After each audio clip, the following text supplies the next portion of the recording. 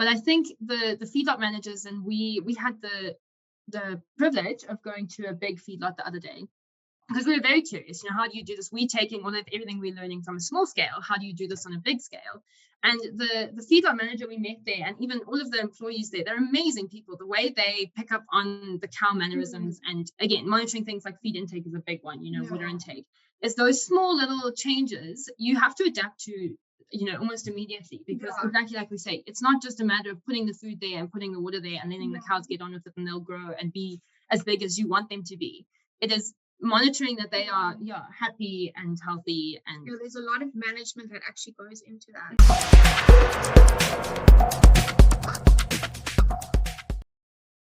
Well, good morning, everybody. We've got I guess 2 guests today. We got Rachel and Rachel's friend, and I forget what Rachel's friend's name was.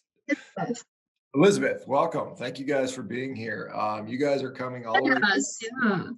You guys are all the way from, I guess you're in South Africa right now. I know we're originally from Zimbabwe, but maybe in South Africa. Is that correct? Yeah. Yes. I've got, my mother was South African, and so I spent a number of years there. So I've been there quite a few times. A very beautiful country. It is. What part of South Africa? We're in Pretoria. Pretoria, okay. So that's the capital of, well, isn't it the capital of one of the provinces? One of the capitals. Yeah. Okay, well, very nice. So tell us a little bit about your backgrounds, if you don't mind. I know you got a project that we want to talk about, but tell us about your respective backgrounds, if that's okay. Okay. Well, I'll just go first, shall I? Individually. So as I said in my bio, I was born and raised in Zimbabwe. So that's a little neighboring country north of here. And then my family still lives there, but I got into veterinary school here. So came over to Pretoria. It's actually the only veterinary school in South Africa. And I think one of the best in South Africa. Yeah. So very happy to be here. That's where I met Liz. And we are currently fifth year at OP, Onderstepoort. So this fifth year for us is where we are doing all of the production animal sciences and whatever, and that's where our project, we're going to be talking about a lot about that later. But do you want to give a little bit of introduction? Yeah, so I'm Elizabeth. I'm also fifth year. I was born and raised in Pretoria, so I'm very familiar with South Africa. Always been here. I also have a previous degree before I started studying veterinary science, a Bachelor of Science in Human Physiology, Genetics, and Psychology. Yeah, and then after I finished that degree, I got into vet school, and this is here I am. I was commenting on Zimbabwe, and when I was there, I think it was still called Rhodesia at a time. I can't remember when they switched over, but it was, I guess, initially named after, I think it was John. Is it John Rhodes, the guy who came with Cecil John Rhodes? Cecil John Rhodes. Yes. Rhodes was one that, I guess, exactly he was named after. Then it was changed over to Zimbabwe some years back. Let me ask you, so you guys are both in veterinary school, and I assume 5 years in, you got to be close to being done. And this time it took me, I was in medical school for 4 years, another 5 years for my surgical training. But I know, I don't know, are you guys specializing in a certain sort of animal, is it large animal, small animal, pets, big, The way it works here is we have 6 years of undergrad, which is called a BVSC, which is our veterinary science degree. And in this, we do all the species, basically, all the domestic species. And we do a lot of African wildlife as well, obviously, because it's, unique to this part of the world. So the way it works then is you can then go on and specialize in certain species if you want to. But we have 6 years. So we're in fifth year. By the end of next year, we will be qualified vets, general vets, if you want to put it that way. Anything. Yeah. Do you guys have a preference? Is there, obviously, like you mentioned, there's a sort of unique opportunity for these wildlife that most veterinarians would not run into. In the US, dogs and cats and pet and, birds, and you might deal with some horses and cattle, but you're not going to be running into elephants and giraffes very often, like you might, potentially, obviously the game reserves, I'm sure have vets on staff, I would imagine. What are you guys looking at doing? Oh, you want to go first? Yeah, I'm actually, my interest definitely lies more in small animals, but I'm not opposed to also doing like production here and there, or just having or being in some kind of a mixed practice to work with as I say, production, wildlife here and there. Yeah, I think, well, the reason I went into veterinary was certainly the wildlife side of things. I think it's a very interesting side of, veterinary, especially in this part of the world, because our wildlife is just beautiful and fantastic. But I must admit that being here for 5 years, I didn't expect there to be as many sort of options for specialization as there actually is. I always had in my mind that you had to choose a species and you kind of just specialize in that. But I think our horizons have been broadened being here for 5 years. There are a lot more options out there than people think. And certainly production animals, I will admit, when I first came here, that was my first, I'm not going to be a production animal vet. I'm not interested at all. But I must say that I'm actually finding it also very, very interesting and very intriguing. And again, just there was so much more to all of it than we could have ever anticipated. Yeah. And I mean, we spoke to so many vets and shadowed so many vets before we got here. It's obviously quite a big decision to make. It's a long time to be at university. But so I think safe to say, not really sure. So we're quite lucky. In June, we go into the clinical side of our degree. So it's been a lot of theory-based. We have had practicals up till now, but from June until the end of 2023, we will be doing 18 months of clinical practice. So effectively where you get most of your actual exposure as to what it's going to be like to be a certain animal vet. And I think our decisions, our kind of mind will be made up then, when you actually experience it. I think learning about animals and doing practicals and being in veterinary school is very different to actually having to put into practice. So I think we're very lucky that we have that 18 months as part of the program, which will hopefully, and also that we don't need to make a decision right now. In that they've sort of trained us in everything, that we, at the end of this, we can actually just make a decision in what we want to do. We don't have to make the decision right now. Yeah. I have this is kind of a weird, since you guys are vets, you guys are dealing with exotic animals. Can you guys identify an animal for me, perhaps, if I showed it to you? Oh, goodness, here we go. I don't know what this is, but it was kind of fun. I'm going to share my screen. I posted it on my social media the other day, and it was just kind of funny. And you see this thing in here? I've got my cursor. What the hell is that thing? It looks like some hybrid rat monkey creature. So funny. Literally 5 minutes before we logged on here, we were on your page just scrolling through some things, and Liz and I looked at this. What is this? We both said, I hope he doesn't ask us to. We have no idea. I've never seen anything that looks like that. That's what I don't know if it's some sort of weird, crazy chimera hybrid creature. It looks like some kind of monkey, but it's like, but it looks like something that's come out of those, weird and wonderful forests of Indonesia or something. Interesting. Yeah, that's crazy. Okay. Well, I thought I'd ask, because I don't know. People ask me what it is. I'm like, I got no idea. We'll definitely put that we'll put it out to the whole of our veterinary campus here. We'll see if 1,000 students and let me know what that is. We'll get a poll and see if anyone comes up with a feasible answer. That would be pretty interesting to see. It's kind of a creepy looking animal, to be honest. But all right, so tell me, you've got a project, and this is why I think you contacted me about this, and you had some project you wanted to share to the world. And I said, well, just come on the podcast, let's talk about it. So tell me about the project you guys have going on. Okay, you want to start? So I am the group coordinator for our group, and there's 21 students that have been assigned to our group specifically, but it can range between 20 to 26 students. But basically, we've been assigned 20 cattle. So the day we got the cattle, we bid on a group of cattle, and we got our very special group. And essentially, this whole project is actually a feedlot, but on a micro scale. So we have a little, well, not little, but we have a pen for them, and we formulated feed for the past couple of months. And we feed them twice a day, and if they need to be treated, we pull them and we treat them. But essentially this whole project is just to give us exposure to the sort of production side of cattle and what happens in a feedlot setting. And this whole project will go on in total for 104 days. And then at the end of it, all of our groups will come together, and we'll basically see who's the best out of everyone. Yeah, but it's been very interesting because I think, again, like we said, when we decided to be vets, we always anticipated that we'd have to do the veterinary side of production animals, treating them when they're ill, all of those sort of things. But I think it's quite an amazing thing that here at OP they expose us to the management side of it. So there's obviously head clinicians, vets, and sponsors that are looking after us and overseeing that we don't actually kill anything, because we are students.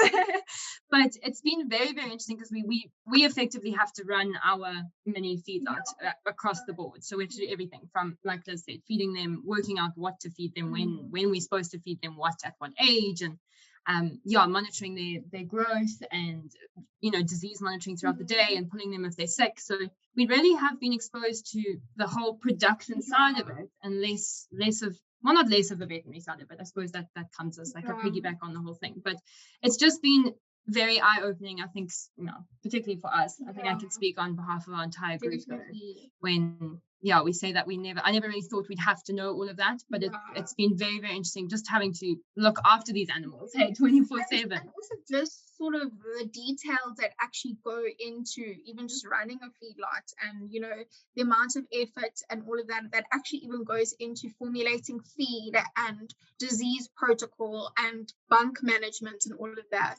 So it's not something that I even realized. So it's been really great to be exposed to something like this. So I think the reason we contacted you is the university provides all of the basics that we need to make this feedlot happen. So sorry, these lights are right. So we have sponsors that provide the feed, so the raw materials that we then make the feed out of, and we have sponsors that provide all the drugs and effectively provide the cows. So we have to do a budget system, but there's no actual money that exchanges hands from us. But as a group, so the basics are all taken care of. But as a group of veterinary students, there's obviously a lot of things that we really are in kind of dire need of to make it better, I think. So, and if it's better for us as well, it just means better for the cows.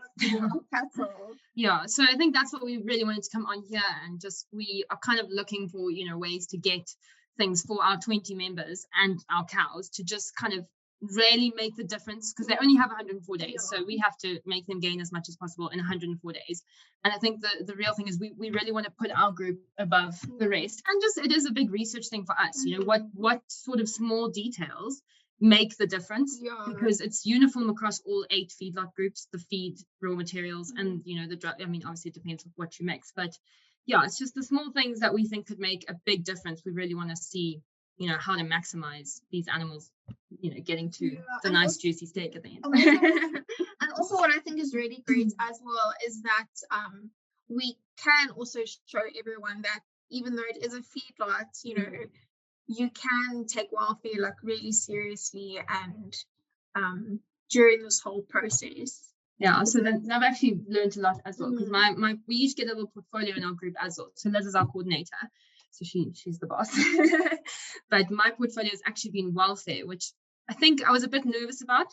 Coming to a production system, it's very different to the welfare of animals when you're talking about your little poodle or your horse or something like that, the companion animal side of things. So it's a bit nervous to have to be in charge of that, but it's also been very, very eye-opening, I think. And that's again why we're on here, because I think we have some great ideas about how we could kind of enrich the cows' lives for the 104 days that we've got them, because as we learned in the beginning, a happy cow is a high producer, and that is the end goal. So let me just interject here, and I've heard that time and time again. I interact with a lot of different ranchers and dairy farmers, and that continuously say that. They said, if my cattle is stressed out, or my animal is stressed out, or if the animal is quote unquote unhappy, however you can sort of judge that, or unhealthy, then they're not going to produce very well, and I'm going to end up losing money on this deal. So it sort of benefits everyone to have a happy, well cared for, healthy animal. And a lot of the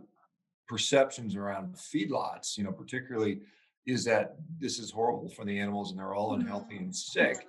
And exactly. I'm coming from a perspective where I've been on feedlots, and I know that people earnestly are trying to take care of the animals as best they can, and they don't want them sick.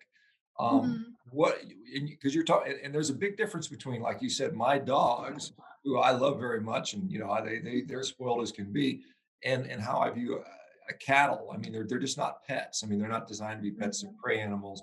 In Africa, you know that better than anyone else. I mean, there's a whole slew of wildebeest running around Kruger Park and a lion's Yeah. lair. And it's kind of like there's a difference in the way we treat these different animals. And can you touch on more on the welfare side of these animals that are in a feedlot? What do you mean by welfare? How do we take care of those guys? So I think I'll take it on sample for you. So again, it's a lot of it, which has been quite difficult, I won't lie, with obviously we are in the middle of veterinary school still, so we still have lectures and everything, but like I said, is these 20 cattle, and they're all bulls, are our sole purpose at the moment, because we are responsible for everything. So we have a very, very good group. We are very lucky with that. And it's everyone's sort of hands on deck. We take turns in going, and we monitor them 3 times a day. So we're in the pens with them, checking them out individually. Again, we're very lucky that it is a small group. So you can literally assess each individual animal's status. And I think also, again, being a small group, we're quite lucky because we've got to know each cow does have its own personality. I know we see them as production animals, and they are. And these cattle that we have, as much as we are trying not to get attached, they are production animals at the end of the day. But I think people underestimate how much tell there actually is from animals and from a behavior point of view. And we certainly have been learning that for the last 4 years. We have a lot of animal behavior modules that were kind of, I think a lot of the time we were like, we'll just kind of study the night before the test, how important can it be? And I think for the first time, we actually are realizing how important that is, because our feed intake will drop 23 kilos in the morning, and we'll have no idea why. And then we'll go in and find 1 or 2 of our bulls that are just kind of maybe not themselves. And it can be anything from, a lot of the time we struggle with our cows that are black. They struggle when it's hot. So it can be something as simple as like the heat in the day. They just overheat a lot quicker than the others.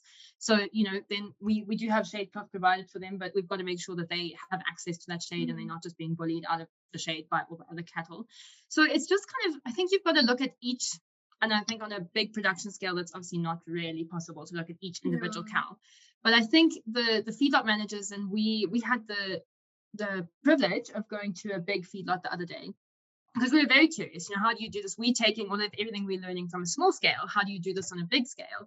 And the feedlot manager we met there, and even all of the employees there, they're amazing people. The way they pick up on the cow mannerisms, and again, monitoring things like feed intake is a big one, water intake. It's those small little changes you have to adapt to, almost immediately, because exactly like we say, it's not just a matter of putting the food there and putting the water there and letting the cows get on with it and they'll grow and be as big as you want them to be.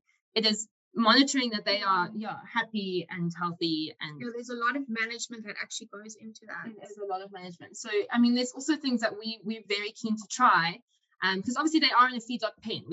They're not on an extensive system, and we've been trying to brainstorm some ideas as to how to sort of enrich the environment in the actual pen, because it is obviously quite mundane, I think, the lifestyle. But something as simple as scratch posts, we want to try and get some sponsorship to get some old brooms in that they can just scratch up against. And the bulls here at OP also have these tires hanging in their pens that they play with. And so it's small things like that I think a lot of research has proven that it actually makes a difference to the cows. They're just, but also not something that will make them lose weight by practicing. Playing too much, want them to expend too much energy. So it's quite a fine balance, I think. I've seen some, a lot of ranchers have commented, maybe the black cows don't do well in the heat. It's because they're black, and there's been, like I said, there's some talk about genetically modifying these cows so that they can be more heat tolerant due to the thickness of their coat.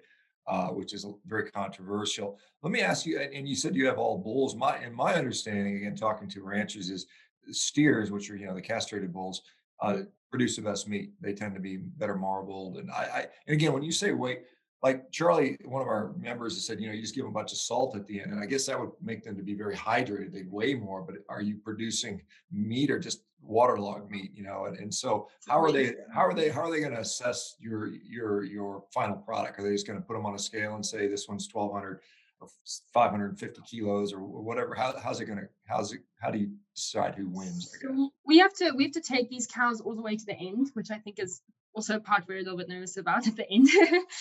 So we have to take our cattle from the day we got them from the original farm, as calves. We take them in our feedlot all the way to finisher, and then we have slaughter day, which is going to be the 13th of May. And then we have to go to the abattoir, and we then assess the carcasses there. So we have, again, a whole module this semester on abattoirs and, you know, meat inspection, because that is also part of the state veterinary portfolio, is to monitor meat in this country specifically, but also for export. So we have to take our cattle all the way to the abattoir. So a lot of us, like I said, we all have individual portfolios. So there are people in our group where their portfolio is to look at things at the abattoir, like acidosis and sort of like bruising and all the different things that can kind of go wrong on a carcass. And they have to grade the carcasses, and then we assess, you know, where we kind of went wrong in the feedlot. Then, you know, if we have a lot of carcasses that aren't kind of the grade that they should be, where did we go wrong with that? So it's not just about their finishing weight. We have to assess them afterwards. To go into the deciding winner. Yeah.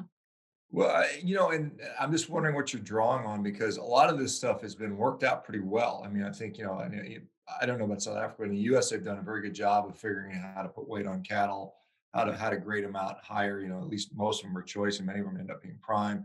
You know, which at least in the USDA side of things is considered, you know, what most people are looking for. Although there's been, you know, some people don't like as much fat in there, but how, I mean, are you, I mean, I guess you said everyone starts with the same raw ingredients. And so you're allowed to mix this like TMR, I mean, total mixed ration to a certain amount of protein, a certain amount of fiber, a certain amount of, you know, different ingredients. So how are you like deciding what to do? I mean, are you looking at, obviously it's probably breed specific, and I don't know what breed of cattle you have down there in South Africa versus, I mean, US, a lot of people love the Angus cow. That's very popular. What are you guys dealing with, and how are you deciding how to go about this to make, because you said you wanted to see how to make it better, what you could do to make it the best for those 104 days. Are you into that? Have you started that 104 days? But I guess you have. You're probably 20 or 30 days in, I imagine, or something. Yeah, like I think we that. have 62 months left. 2 months left. Yeah, we've still got about 60 days left till the 13th of May. Yeah. But I think to answer your question, so our herd they quite a few mixed breeds. So as Liz explained, usually the way it works is you go to a proper cattle auction, and then you get to, you know, pick and choose your herd of cattle, so which breeds you want. But because of the whole COVID-19 thing, we couldn't actually go to an auction this year for the first time. So we had to tender for a specific herd of cattle. So they had already pre-made the herds, if I can put it that way. And then we had to assess them and then put in tenders to get the whole herd as it came. So we have quite a few mixed breeds. Probably majority Bonsmara. Majority Bonsmara crosses.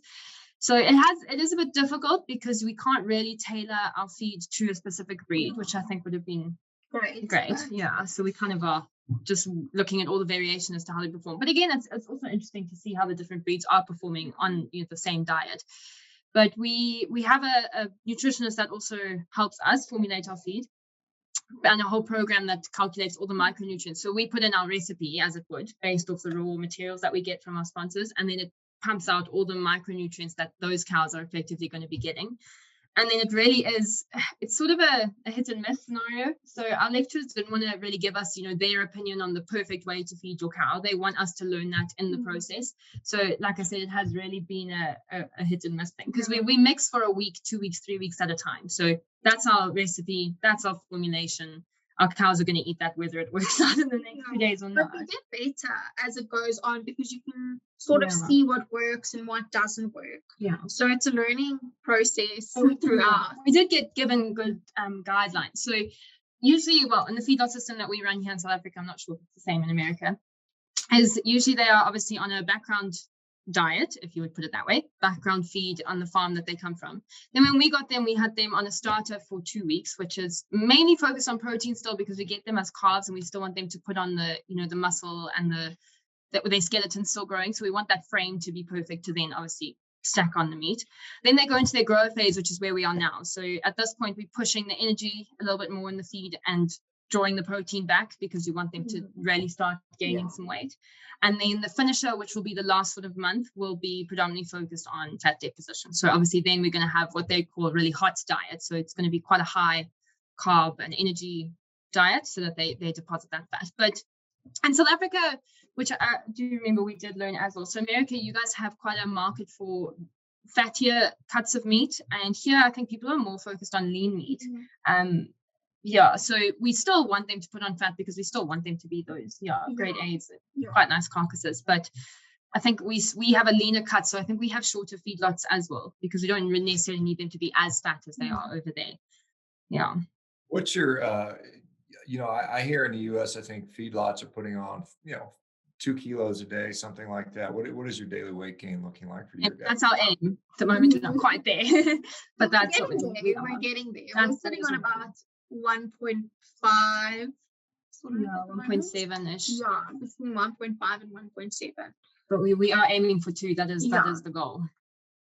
Yeah, another thing that many people don't understand, particularly because there's a whole argument about how we feed humans and should we be eating meat or should we just be eating grains ourselves? And if we're feeding the animals, are we taking away from human edible food? There's this concept of cattle being pretty significant upcyclers of, like when you feed them, obviously the forage are eating the grass. I can't eat. I have no use for that. I can't eat it.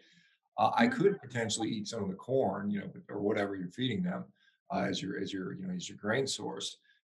But my understanding, if we look at least in the U.S. statistics, if you feed them, 0.6 kilograms of corn protein, they'll be able to turn it into a full kilogram of actual beef protein. There's an upcycling going on. Are you seeing that with your feed to weight gain ratios? I mean, and how much feed? Like we often see also numbers quoted that for every kilogram of meat you feed a cattle or you produce on meat, you need to feed them like 10 or 12 kilograms of grain, which I think is also not accurate. I think it's closer to 3 if I'm not mistaken. But what are you guys seeing at number wise? Are you seeing upcycling going on with the protein, and what is your well just to go back, I guess they call it feed efficiency, right?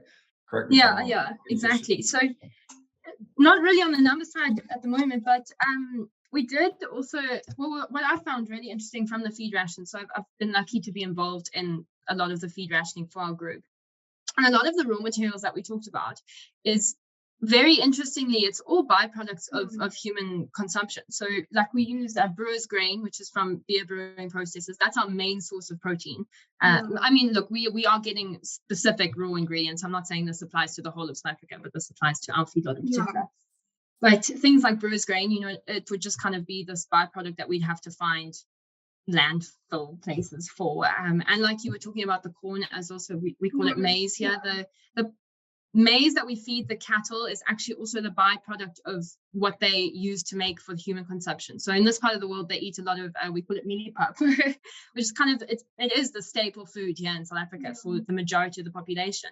But that isn't the whole corn just ground up and being eaten by the humans. There's byproducts to that being made. And that is what we're actually feeding the cattle. So it's been very interesting to use these byproducts. Another one is cotton oil cake. So we also use that. That's also a byproduct of the cotton industry. So it's been very interesting to see that we take these massive amounts of all of this byproduct that otherwise would have had to just kind of, thrown away and found space for. And now we've got these animals that have such a unique, amazing physiology that they can turn it into, protein that is now available for us to utilize, which I think is very, very interesting. Yeah, that's a interesting, topic, because many people will say, well, if you're feeding these animals all these byproducts, which would otherwise go into landfill and take up land and produce methane as it rotted in a landfill. And so it's, you're really not creating any additional methane. But people would say, well, if you're feeding these animals byproducts, aren't they going to become sick from that? Isn't it going to make them sick animals? They're going to be diabetic animals, and therefore their meat is going to be tainted and bad and stuff like that. How do we, sort of discuss that topic? Are you making the animals sick by feeding them brewer's yeast? Not at all. So I think the biggest thing for people to realize, which they struggle with, is animals are not humans, and in vet school I think we've also been, it's amazing, this like learning about how the gastrointestinal tract of different species is adapted to what they eat, and ruminants in particular are just incredible at utilizing, or like we said, all of these byproducts. Any basic, plant source, they are incredible. So I think people struggle they always want to relate humans to animals, and it's not even, it's not even apples and pears. They're not even the same fruit. It's completely different. Also, if it would be making the animals sick, like we said, we do monitor them every single day, Mm. and it's something that we would pick up on. And if it was making them sick, we would see that feed intake drops, water intake drops, their bloat, so with the monitoring, we can actually see that it's not affecting them negatively. And I mean, people must remember, well, a lot of people obviously don't know, we learn this here, but like the ruminants, they have 4 stomachs. I'm sure a lot of people have heard that. So the first stomach is called the rumen, and it's this incredible, population of all these different microbes that just, have this unique ability to create the necessary, basic things that the cow needs to then put on protein and survive and put on fat and et cetera, et cetera. So we don't have those. So if we were eating the brewer's grain and the we would get very sick. But these animals are just, that is, their physiology is adapted to make what they need out of these raw materials. And it's not like we just walked into a brewery and decided this will be great, let's feed it to our cows. It's all been researched, hugely, I think. And we are seeing the results across, well, certainly across South Africa, I would say across the world, that they do utilize these sources and turn it into something that we can then use, which I think is quite incredible. Yeah, that is something that I think is kind of interesting. One of the, and you mentioned bloat, like I said, if they eat, and what people, I guess, don't understand, and you know this better because you're mixing up the formulations, is people are thinking these cows, even in the feedlot, are just eating ears of corn, and that's all they eat, when that's actually a small fraction of the TMR, correct? I mean, how much of it is still forage and hay and grasses and other stuff? What is the percent? And I know I've been to feedlots and I've seen what the cattle are eating, and there's no way in hell I'd want to eat what they're eating. I mean, it's not my food, right? But what does their actual food consist of? From like, if you say what is, this, it's 50% this, 20% that. What does it look like typically? Well, do you want me to go with this for both rations? So again, I don't know if you remember, we said we have different rations for different stages of the feedlot. So backgrounding is typical in this part of the world. It's a lot of actual just open, free range, pasture based when they are young. So backgrounding is predominantly pasture based, I would say. And then when we get them, we have to slowly sort of wean them onto a TMR ration. And then for the different rations, we have different specifications of percentages, protein and carbs and that. So your starter, like we said, is predominantly protein. So that will be majority brewer's grain is what we chose to use, which is your high protein source. But I mean, literally we're using about 6 or 7 different raw materials in our rations at any one time. So they are getting everything from the wheatgrass to the brewer's grain to the corn to something called hominy chop, which we use, which is a mix of lots of different things. They get vitamins and minerals supplemented in there.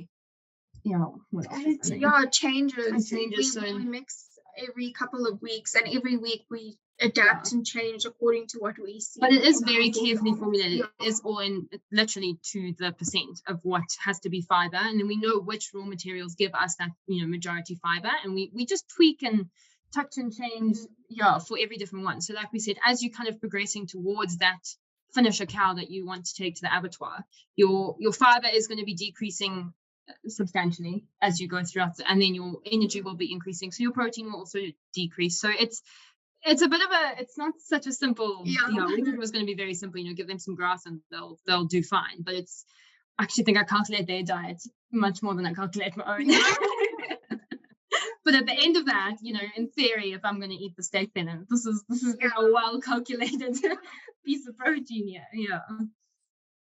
Yeah, and there's obviously, just as much as there's you're trying to put on weight, I guess there's a taste profile that comes with these animals, and some of it has to do with the breed and the sex and the age of slaughter, and how like older cows tend not to eat as well. I mean, there's a kind of an age where, in fact, you guys may want, I've got an interview with a guy who's been doing it for 35 years, and he has a special breed of cattle, and he's very particular on how he's finishing it. I think we're interviewing him. His name's Max Winders from Better Fed Beef. They'll be coming on the podcast in a couple of weeks, so that might be one. You might pick something up on that. Max Winders is his name. I want to ask you a question Charlie poses, and I've looked into this myself, and in the United States, if I'm not mistaken, every cow is required in a feedlot to have 200 square feet per animal. And what they end up doing is they don't use it because they're prey animals and they like to herd together. You always see them cluster together, and people assume it's because they don't have much room. Well, the reality is they like to be together. That's their nature as prey animals. This is how, if you go, like, if you go into the wilds of Kruger Park or something like that, and you look at the big herds of animals, they like to pack together because they're protecting each other from predators. How much room are these cattle in the feedlot allotted? Do you know? Is that something you guys know? Are they crowded? Are they packed in there? Or they can't turn around? Or what's it like? Work it out quickly. Rachel's going to work out the exact. There is also specifications for us. But for the most part, I mean, they have enough room to move around. It's not like they're packed into this tiny little space and they can't move around. I mean, I think I want to say, I actually don't know how many pieces it is, but they can walk around. So they walk, they go. We were given a specification it wasn't per cow, it was per kilo animal, basically. So our pens were calculated on their finisher weight, which we want to be 500 kilos. We use the metric system here. And we want it to be 500 kilos. So their pen size was calculated on the specification, which is a certain amount of kilos per meter squared. So it definitely is sufficient. I mean, our cows are happily lying down all the time. They have space to walk a couple of meters to the feed trough, and then they can walk to the water. But you are correct in saying that every time we go in there, we're trying to see them all for disease monitoring, and they're all just like huddled together, lying together all the time. But there are there laws to regulate how much space they should have. And certainly in our feedlot, I can't say that I've seen that they need any more, to be honest. It's not like they run around and they're super active animals either, and it looks like they're quite happy to just sit down. They aren't athletic animals, which is something also people need to understand. I mean, so a lot of our degree is comparing species to each other. I mean, you compare something like a horse, which is just this natural, it's an athlete. You look at its physiology and its anatomy, it's designed to be an athlete. And no offense to the bovines, but they really aren't. Their hearts are tiny, their legs are really not. Their whole anatomy, they're not designed to be these huge athletes. And that's why they are, big herd animals. Buffalo don't survive because they run very fast. I mean, they run a lot faster than our cows, I think. But they're in these massive herds because of safety in numbers. They will get caught and things like that. So I think, again, people always want to relate animals to humans, which I think is great in an animal welfare orientated world at the moment, but people need to remember that they aren't exactly the same as us, and they're not the same as other animals like horses, which, yes, if you kept horses in a tiny space, that would be very cruel. But a cow doesn't actually want to go and do a lot of exercise. I mean, we have to walk them from the pen to the crushes, when we have to weigh them and stuff. You just see they're almost looking at us like, oh, we have to do it again. So again, I think the biggest thing I would say is that I think you realize what animals are actually adapted to and what they would do in their natural habitat. They're not these athletic animals that want to be running around all day. I mean, they have to eat for 16 hours a day, and they ruminate for 90% of that. So they have to be lying down and standing there chewing the cud. That is what they are designed for. There's little benefit to them running around because then they aren't sitting there ruminating. And it is a process, so we're talking about the raw materials, for them to extract all the micronutrients from what we're giving them. They have to sit there, and the microbes need the time, and they do, I don't know if people know, they regurgitate and they rechew and they swallow it again, and they regurgitate and they rechew and they swallow. So their natural sort of behavior is to sit around and do nothing. I mean, they're obviously not designing engineering projects or writing poetry or anything like that. I mean, I don't, I think they're wondering where the next blade of grass is probably as much as what they think about. The other thing, we see, this is another thing that people use. I see these sort of pro animal rights people, and they'll show cows in stanchions eating. That's those are things where they put their head through the railing, and everybody thinks it's cruel. But do you guys use stanchions? And if you do, what is the rationale for using stanchions? Sorry, I missed that. Using what? I don't know. Oh, the stanchions. You see cows, and they're like there's like metal bars that they stick their head to get to the feeding trough. Oh, the crush, yeah. Okay. I think they call them stanchions here in the U.S., but maybe they have a different name in South Africa. Yeah, we call them crushes. Yeah. Okay. Yeah. Crushes. Yeah. So we use them. Yeah. But you have to, from a veterinary point of view, now we have to use them. Yeah. I mean, they're actually at the moment they're a bit wild not to be able to put them in order to treat them, we have to put them in those snake camps. Yeah, we have to. There's always that. I mean, we vets, we love animals, so they're our main focus. But also, I'm not going to be a very good vet if I have a broken arm, which I did at the beginning of this year. And asked Liz, I was a useless group member. But they're wild animals, effectively. I mean, they're becoming very tame, but I still wouldn't get in there and just start trying to, and they don't know what we're doing from a veterinary point of view. You start sticking a needle in something, it doesn't like you. So understand. There's always going to be that balance between, yes, it's a little bit stressful for the animal and they're not going to like us, but at the same time, if I don't give it this injection, it's going to die. So it looks like that you guys say that a crush is a squeeze shoot, and we're talking about different things. Well, I think you're talking about in order to isolate them so you can provide medical care. But I mean, a lot of times we see animals being fed and they stick their heads through a different topic. Sorry. We don't use that. We don't have those. But the benefit of that is that in big feedlots, there's calculated space on the feed bunk, because you don't want animals to be fighting to get to the feed bunk, because then they're going to injure each other. And also you'll have some cows that don't get to the food in time or whatever. So for us, we don't have those. We just hope that our cows all get on and actually get there. But in the bigger ones, it's actually, I think, beneficial, because then each cow has its feeding space. So you don't get the welfare issues of then having a horn through a leg or a horn through an eye when they're trying to fight to get to the food. Would be my opinion. But then you'd also have to just make sure that all of the food is evenly distributed between all the cattle. You don't have one cow that has more feed than the other. Yeah, and they're not being injured in any way by sticking their head through there to get to their food. I mean, that's the thing. But you see these people, they look how cruel these animals are being treated. It's like they're prisoners in bars, and it's just keeping them so they can equally eat the food. Like you said, so one doesn't eat all the other food and bump the other one out of the way or stick a horn. Are your bulls dehorned, or do you guys dehorn those? Or so it depends what we got them. So if we got them with horns, then we didn't dehorn them, but some of them just don't have horns. So it's sort of a mix. Yeah, I know the main vet who runs the program here, he's definitely not a fan of horns. When he saw our herd, I think he was just shaking his head at all of the trouble that's going to come. They are more difficult to handle when they have horns.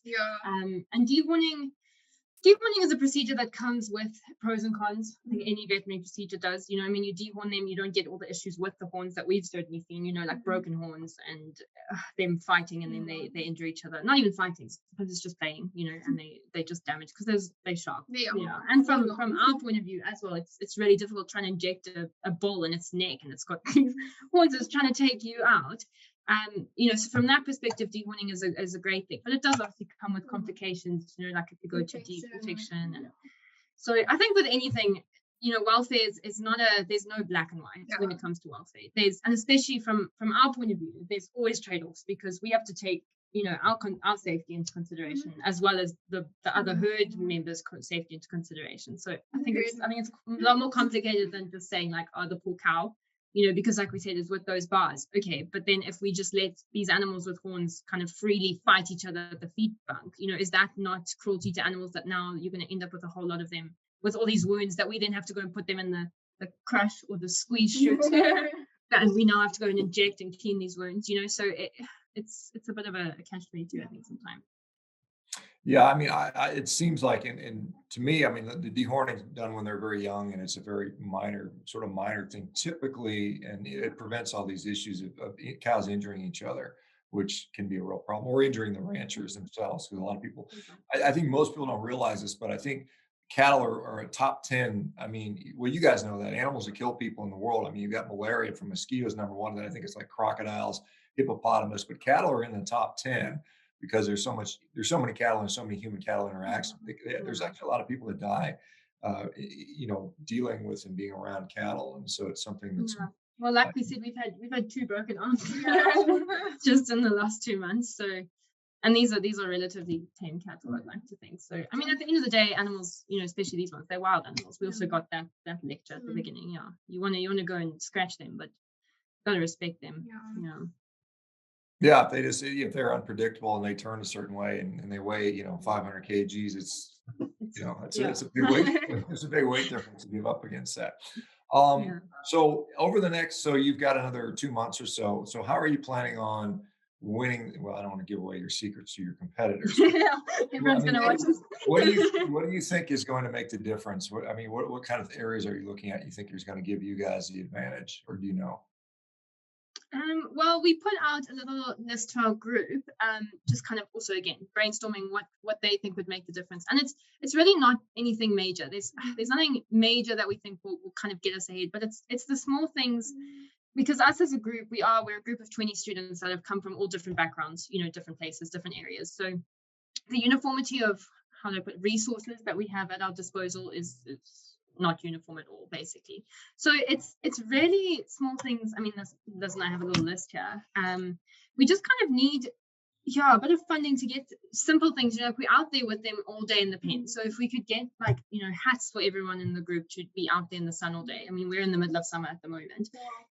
Really? Well, it's a bit cold now. It's been raining, but again, it's pouring with rain, and we have to trudge down there. You know what I mean? And our one pair of gumboots, and a lot of us only have sort of one set of greens, and it's just really difficult because we want to be able to kind of provide our group with, if we can get an extra set of greens and an extra set of gumboots for everyone, so they don't have to try and do washing, because we all live in residence as well, so washing machines are quite difficult to find. We are actually starting to go into winter now as well. We're sort of now in the autumn, what would you guys call it, like fall stage. So I can already feel that there's like a nip in the air. So going into winter, just something warm to wear. So that's and I just wanted to kind of get it out there that for the group, we'd really like to kind of provide our group members with things that seem so small and mundane, but that I think will just help us do our job for the cows 3 times, all day, every day, because it is 24/7 for the next 2-3 months. So it's small things like that. We just want to be able to get the guys hats and shirts and jackets and, extra greens so that they're not, stressing about having to wash the greens. I think the greens and gumboots is a big one as well because South Africa is on the verge of a little bit of a foot and mouth disease outbreak. So it's just things like biosecurity. We don't want our group members wearing the same greens that they wore yesterday, because it's a whole issue of disease transmission and spread and that. So just having access to small things like that, I think would just improve the management of our herds so much more than it is at the moment. They seem so small, but I think they are actually huge when it comes down, because it's the everyday things. And then we also just want to be able to get things for the cows. Like we said, we really are trying to enrich their environment, so things like scratch posts and brooms. That's really big brooms. They love scratching. And I can't remember who it was. Sorry, she was talking about salt. So we don't get provided with things like salt licks, which I think can actually, if we just want to get that edge, they do make a difference, because I think cattle know when they need some salt. And also there's a form of environmental enrichment. Also increased water intake. With increased water intake, there's increased food intake. So it's just these things that we kind of are researching as we're going along, and we're learning in the modules that we're doing as part of university now that we would love to have access to, but it's obviously just trying to find the funding for that, because we're all students, so we can't really afford to be buying our cattle salt licks. We're trying to buy salt for ourselves. Student budgets. Let me ask you, because I wanted to follow up on this, because you mentioned when you're thinking about putting on weight on cattle, you're decreasing the fiber, you're decreasing the protein, and you're increasing the energy to put on basically fat, and it's coming from carbohydrates. Why not feed them fat? I mean, do we know about cattle and fat consumption and how that affects them versus, say, grain or carbohydrate consumption when it comes to fattening animals? So I mean, I think the only time I'll say maybe they're similar to humans is that I think you have to have a carbohydrate component to be able to put fat on, because you need insulin response. So again, I think I go back to the physiology that the cattle are not supposed to be eating high fat. I mean, if you go back to their origins, buffalo don't have access to, like salmon oil, and they don't eat each other for beef fat and that stuff. So naturally, their major energy component anyways is from carbohydrate. But certainly, I mean, if we fed them fat, which we don't really, I mean, it obviously comes with some, the raw ingredients like our cotton oil cake and stuff has a certain amount of fat in it. But certainly if we want to put fat on our cows, we have to feed them a high amount of carbohydrate. That's just what it is. There's no debate about that at all. And whether that has implications for humans. Some people like to make that argument, say, how do you fatten a pig up? You give them skim milk and molasses and a bunch of grain, and they get fat. And cattle, not too dissimilar to that. Can you extrapolate that to humans? Some people seem to think you can. Certainly, we see people that eat too much of anything. Particularly carbohydrates seem to be very easy to overconsume just because of the relative lack of satiety that they produce. Do you? What was I going to ask you guys about? South Africa in general. In the United States, I can't go down the street without telling me somebody eat a plant-based burger. I mean, it's just like everywhere it's being pushed. Like, it's like you're going to save the world by eating these plant burgers. What is the situation like in South Africa? Because South Africa, obviously, people have been traditionally married to the idea of existing with animals and eating the animals, and that's been part of the culture for obviously, arguably millions of years, depending on what your thoughts are on evolution. But what is the situation in South Africa? I know there's kind of Tim Noakes in Cape Town banting was a big thing, or still is a big thing. Are they pushing more of a plant-based push to folks in South Africa, or are we still eating more traditional? Because you guys got, biltong and growers and all the great growers. It's a huge part of the culture, especially, so Liz and I, we're in Pretoria, which is very Afrikaans. Actually just having this discussion before this chat as well. So we are very much in the heartland of the big Afrikaans community, and certainly I don't think I've met a vegetarian Afrikaans person. Some meat eater. Yeah, we all love a good braai. I don't know if you've heard that term. Everyone here loves a good South African braai. Yeah, exactly. I don't think. Right, but Liz was also just saying, I think it depends very much where you are. It depends where you go. So, for instance, I mean, if you go to a restaurant in Pretoria where we stay, for instance, I mean, the vegetarian options, I was saying I can count on my one hand even. But if I go somewhere, for instance, like Cape Town, I mean, you've got whole restaurants dedicated to vegan and vegetarian food, and even the restaurants that do sell have meat options. I mean, half of their menu is vegetarian or vegan, so it really depends where you go. But it's not, I wouldn't say like South Africa as a culture, like you said, you walk down the street and you mostly see people telling you to eat a veggie burger. It's not a big thing here. It really isn't. Yeah. But I would say Cape Town kind of, just because it appeals to the international, sector of the world, that they have options for everyone. I mean, even the banting thing you were talking about, you go to Cape Town and every restaurant will have also, have as many banting options as they have normal options, as they have vegan options, as they have vegetarian options. I think somewhere like Cape Town is very much the diverse side of South Africa, whereas South Africa as a community, in these small communities, it's still, I think, we're all still very meat-based in terms of our diets. Yeah, I would say. Yeah, we had a member in here the other days from Botswana, who's one of your neighboring countries, and she was saying that there's like 4 million cattle in Botswana, only 2 million people, and they're very much big meat eaters there. One of the things that I think is interesting about South Africa is that you've got this. Obviously, when you talk about the vegetarian side, I can't remember if Pretoria is in Natal or what part of which province is it in Natal? Gauteng. Where? Gauteng. Oh man, I don't even. So Natal's where Durban is. Durban's Durban. Yeah, I've been to Durban. Yeah, because I mean, there's the Orange Free State, the Transvaal, the Cape, Natal. And so it was the Transvaal. Yeah, so okay, changed name to Gauteng. Yeah. Okay. That's why I didn't know. So this is where like Joburg is. Yeah, so we're Pretoria, Joburg. We're in Gauteng. Okay, my mother was from Benoni, which is outside of Johannesburg. If you guys in Gauteng. Yeah, she went to the University of Witwatersrand or something like that. I don't know. It's also in Johannesburg. So what I was going to say is, I remember being in Natal, and there was a, and maybe it was specifically that, but there's quite a heavy Indian population, and so I would imagine a lot of vegetarian influence from that, perhaps. I don't know if that's still the case. I haven't been to South Africa since the early 1990s, so it's been a long time. Due for another trip like that. Yeah, I can't say we know too much about KZN. We as we said, I mean, someone from KZN would probably be able to answer this question better than what. But that's still, I mean, we have been there a few times. My family goes down to Natal every year, and I can't say it's too much different from Pretoria, to be honest. Yeah, it's very much a standard, just kind of, not that they are, I don't think there's any particular, I don't know what to say, like category that they fall in. It's very generalized, you know what I mean? Like, again, there'll be a handful of vegan, vegetarian options for things. mostly kind of just normal people food, if I can put it that way. I don't know how to classify that.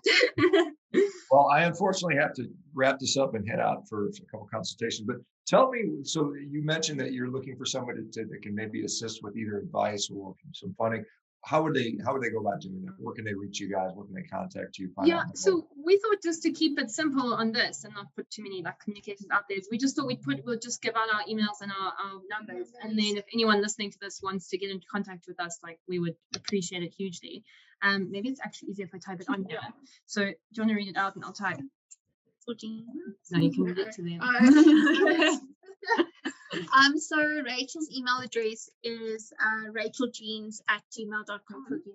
racheljeans9@gmail.com. And then mine is elizabethparvess@gmail.com. Now, if you type it in there, so Rachel, RACHELJEANS 9 at Gmail, and then Elizabeth Parvess, ELIZABETHPARVESS at gmail.com. All right. Well, thank you guys very much. It's been a pleasure. Good luck to you. Let us just shoot us an email or let us know how the cattle go, how you do. And in May 13th, we're looking forward to you guys winning the competition and having the healthiest, the biggest cattle. Anyway, I always like hearing folks from South Africa. It's just I like the accents. Come down. I miss the biltong. So anyway. Yeah, I think I would miss that too. All right, guys. Thank you for having us, and we're really glad that you replied. I think it was a bit of a shot in the dark when I found your Instagram page and said, "Oh, what have we got to lose?" But we're really grateful that you gave us this time. Thank you. Sure. Well, my pleasure. It's fun talking to you. And I try to reply. I get a lot of messages, and I try my best. But I do have to go, guys. We'll see everybody else tomorrow. Thanks, everybody. Great. Bye. Thanks, everyone. Yeah, get in touch with us. Bye.